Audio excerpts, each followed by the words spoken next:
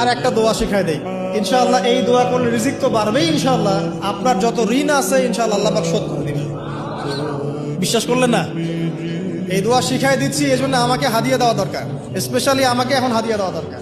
গুরুত্বপূর্ণ দোয়া শিখাই দিচ্ছি। আলী রাদিয়াল্লাহু আনহু বলেছেন, কোন ব্যক্তির যদি পাহাড়ের সমানও ঋণ থাকে, এই দোয়া যদি আমল করে আল্লাহ পাক ওই ঋণও শোধ করে দিবেন ইনশাআল্লাহ। দোয়াটা হচ্ছে আল্লাহুম্মা ইকফিনি বিহালালিকা আন হারামিকা ওয়া আগনিনি বিফদলিকা আম্মান সিওয়াকা।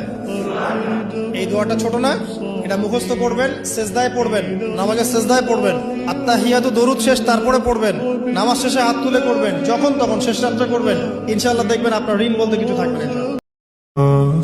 তো এই দুনিয়াতে তো সব ফয়সালা হবে না, আমরা তো হতাশ হয়ে যাই না যে দুনিয়াতে এমন কেন, এটা কেন, ওইটা কেন। দুনিয়া এটারই জায়গা, দুনিয়া সবকিছুর কনক্লুশনের জায়গা। রেজাল্ট খারাপ হলো, কি চাপ, কি করলি সারা জীবনে, এসএসসি তে A+ পাইতে পারলি না, বেচারা গলা লটকাইতে মরে গেল। কি হয়েছে? এসএসসি তে রেজাল্ট খারাপ হয়েছে তো কি হয়েছে? জীবন এটাই সবকিছু? একটা না হয় দুর্ঘটনা ঘটে গেছে জীবনে, তাকে জীবন নষ্ট হয়ে গেছে নাকি?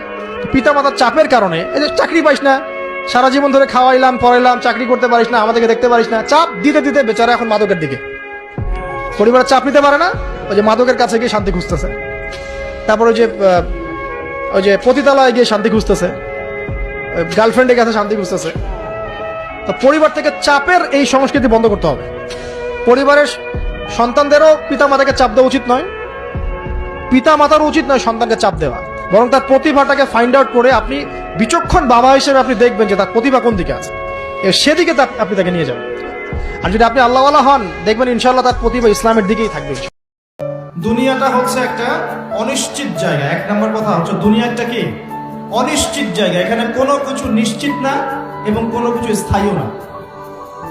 এখানকার সুখও স্থায়ী না, এখানকার দুঃখও স্থায়ী না। এখানে আপনি সুখে আছেন, এই সুখ চিরদিন থাকবে না, মাথায় নিয়ে নেবেন। এখন খুব সুখে আছে আলহামদুলিল্লাহ, কিন্তু এই সুখ কিন্তু চিরস্থায়ী হবে না, মাথায় নিতে হবে। এখন খুব কষ্টে আছেন, এই কষ্টও চিরস্থায়ী হবে না, সুখ আসবে পরে। এখন সুস্থ আছেন, এই সুস্থতা চিরস্থায়ী হবে না, অসুস্থ হবেন। আবার অসুস্থ আছেন, এই অসুস্থতা চিরস্থায়ী হবে না, আবার আপনি সুস্থ হবেন ইনশাআল্লাহ।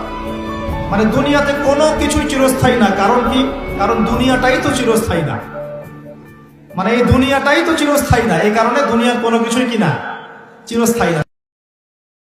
আমরা যারা বাহ্যিক সৌন্দর্য নিয়ে বেশি গর্ব করি আর কি, আত্মিক সৌন্দর্যের চাইতে বাহ্যিক সৌন্দর্য নিয়ে যারা বেশি গর্ব করি, যদি আল্লাহ পাক আমাদের পোশাকটাকে পরিবর্তন করে দেন, আত্মাটাকে দেহের পোশাক দেন আর দেহটাকে আত্মার পোশাক বানায় দেন, তাহলে দুর্গন্ধে কি আমাদের সামনে আসবে না?